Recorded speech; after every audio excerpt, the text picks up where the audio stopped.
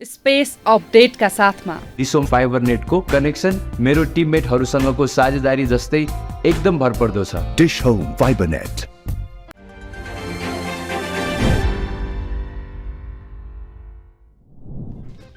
राष्ट्रिय स्वतन्त्र पार्टी राष्ट्रपाद्वारा केन्द्रीय समितिको बैठक आह्वान। केन्द्रीय समितिको बैठक कार्तिक 24 गते शनिबार बिहान 11:30 बजे पार्टी केन्द्रीय कार्यालय वनस्थलीमा बस्ने।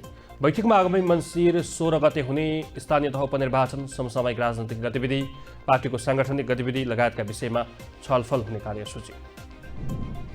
चितवनको भरतपुर महानगरपालिका 29 17 किलोमा बस र इलेक्ट्रोनिक माइक्रो बस ठोकिँदा ज्यान गुमाउनेको सङ्ख्या 5 पुग्यो।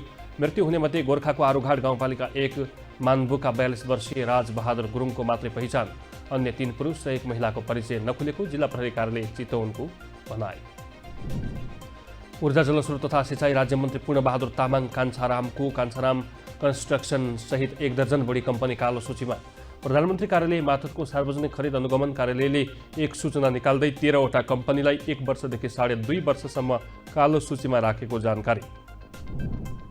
मोरङको धनपाल थान गाउँपालिका 4 कर्सिया बजार स्थित उमागौरी कृषि सहकारी संस्थाको ठगी प्रकरणको अनुसन्धान प्रहरीद्वारा सुरु। जिल्ला अदालत मोरङबाट 10 जनाको नाममा पक्राउ अनुमति लिएर प्रहरीद्वारा अनुसन्धान। यो सहकारीको ठगी प्रकरणमा सांसदको सार्वजनिक लेखा समिति सभापति तथा एमाले नेता ऋषिकेश पोखरेलकी पत्नी अञ्जला कोइराला पनि जोडिएको जानकारी। त्रिभुवन अन्तर्राष्ट्रिय विमानस्थल आजदेखि दैनिक 10 घण्टा बन्द हुने। नेपाल नागरिक उड्डयन प्राधिकरण क्यानका अनुसार विमानस्थलको स्तरोन्नतिका लागि करिब 5 महिना दैनिक 10 घण्टा उडान बन्द गर्न लागेको जानकारी। दोलखा केन्द्रबिन्दु भएर भूकम्प।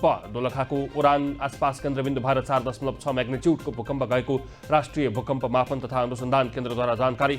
यसअघि कार्तिक 10 गते रात्रि दोलखाको लामीडाँडा आसपास केन्द्रबिन्दु भएर 4.5 म्याग्निच्युडको भूकम्प गएको जानकारी। हाल देशभर पश्चिमी र स्थानीय वायुको आंशिक प्रभाव रहेको तथा पहाडी भागमा आंशिक बदली रही बाँकी भागमा मौसम सफा रहेको जल तथा मौसम विज्ञान विभागद्वारा जानकारी। विभागका अनुसार आज दिउँसो देशका पहाडी भागमा आंशिक बदली रही बाँकी भागमा मौसम मुख्यतया सफा रहने। उदाउँदो सूर्यलाई अर्घ्य दिई छठ पर्व सम्पन्न। यसअघि बिहिबार साँझ व्रतालुले अस्ताउँदो सूर्यलाई अर्घ्य दिए। पारिवारिक सुख शान्ति समृद्धि, रोगबाट मुक्ति तथा मनोकांक्षा पूरा होस् भन्ने उद्देश्यले श्रद्धापूर्वक मनाइने छठका अवसरमा पोखरी, नदी, तलाउमा श्रद्धालुको घुइँचो।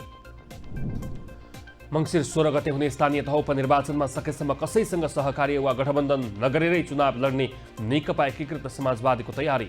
माओवादी लगायतका विपक्षी दलहरूसँग उपनिर्वाचनमा सहकार्य गर्ने बारे सामान्य छलफल भइरहेको, तर सत्तारूढ दल एमाले र कांग्रेस अहिलेसम्म कुनै सरसल्लाह नभएको जानकारी। उपनिर्वाचन परिचालन कमिटीको शुक्रबार बस्ने बैठकले थप छलफल र निर्णय गर्ने।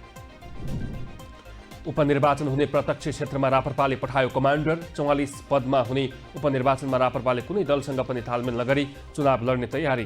केही क्षेत्रमा उम्मेद्वार टुङ्गिसकेको भए पनि केही दिनमा सबै ठाउँमा उम्मेद्वार टुङ्ग्याएर चुनावी अभियानमा लाग्ने प्रवक्ता भन्छन्। निर्वाचनबाट हामीले विगतको भन्दा नतिजा सुधार्छौँ। कोशी प्रदेशका तत्कालीन आन्तरिक मामिला तथा कानुन मन्त्री लीला बल्लभ अधिकारीसँगै जापान पुगेका व्यक्तिहरूले ठूलो रकम बुझाएको खुलासा। जिल्ला प्रहरी परिसर काठमाडौँका अधिकारीको बयानमा पक्राउ परेका उनीहरूले 10 देखि 13 लाखसम्म रकम बुझाएको उल्लेख। मानव तस्करीमा मुछिएपछि मन्त्री अधिकारीले दिए बुधबार नै पदबाट राजीनामा। मन्त्री अधिकारीसँगै जापानका लागि उडेका 3 जना र कृत्य कागजात बनाउन संलग्न 3 जना गरी 6 जनामाथि जिल्ला प्रहरी परिसर काठमाडौँले अनुसन्धान थाल्यो।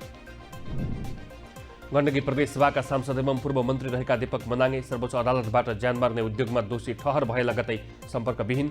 फैसला आउँदा पोखरामा रहेका उनी त्यहीँबाट सम्पर्कविहीन। मनाङे ज्यान मार्ने उद्योगमा दोषी ठहर भएको सार्वजनिक जानकारी आए पनि अदालतले फैसला उपलब्ध नगराएकाले तत्कालै पक्राउ गर्ने बारे केही भन्न नसकिने नेपाल प्रहरीका प्रवक्ता समेत रहेका प्रहरी नायब महानिरीक्षक डीआईजी दानबहादुर कार्कीको भनाई।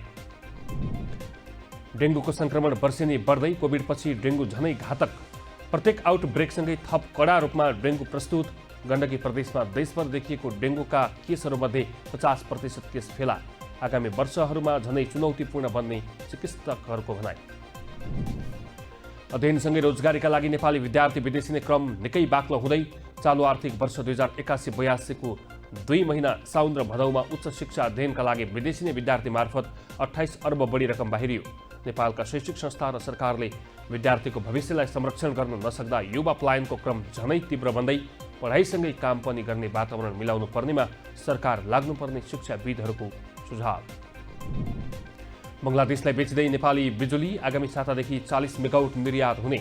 बङ्गलादेशमा बिजुली निर्यात बिहिबारबाटै थाल्ने तयारी भए पनि भारतको स्वीकृति नआउँदा केही दिन ढिलाइ। बङ्गलादेशमा बिजुली पठाउन नेपालले भारत सरकारको क्रस बोर्डर सम्बन्धी ऊर्जा व्यापार निर्देशिका बमोजिम व्यवस्था पालना गर्नुपर्ने। त्रिभुवन अन्तर्राष्ट्रिय विमानस्थलमा युएको शारजाहबाट स्पिकरमा लुकाएर ल्याइएको 5 केजी 700 ग्राम सुनको योजनाकार चिनिया भएको अनुसन्धानको निष्कर्ष। चिनिया नागरिक चियान चाङ म्यानमार घर भएका साट नेङ टन र यी नेगोनी फोलाई थुनामा राखेर अनुसन्धान हुँदै म्यानमारका 2 नागरिक भरिया रहेको दावी। कृषि सामग्री कम्पनी लिमिटेडले 25,000 टन डिएपी मल खरिद गर्ने ठेक्का सिङ्गापुरका आदित्य बिरला ग्लोबल ट्रेनिङ प्रणालीलाई दियो। कृषि सामग्री कम्पनीले करिब 2 अर्ब 56 करोड रुपियाँमा नेपालमा डिएपी मल आपूर्ति गर्ने ठेक्का लगाएको प्रकाशित सूचनामा उल्लेख। युएफए युरोपा लिग फुटबलमा म्यान्चेस्टर युनाइटेडद्वारा पिओएके एफसी 2-0 गोल अन्तरले पराजित। गैराती घरेलु मैदानमा भएको खेलमा अमाद डियालो चम्किएपछि युनाइटेडको लिगमा पहिलो जित। रुसी राष्ट्रपति भ्लादिमिर पुटिनद्वारा अमेरिकाको राष्ट्रपतिमा निर्वाचित डोनाल्ड ट्रम्पलाई बधाई। अमेरिकी राष्ट्रपतिमा ट्रम्प निर्वाचित भएसँगै युक्रेन रुस युद्ध रोकिन सक्ने। चुनावी प्रचार प्रसारका क्रममा ट्रम्पद्वारा आफू राष्ट्रपति भएको 1 दिनमै युद्ध रोक्ने दावी।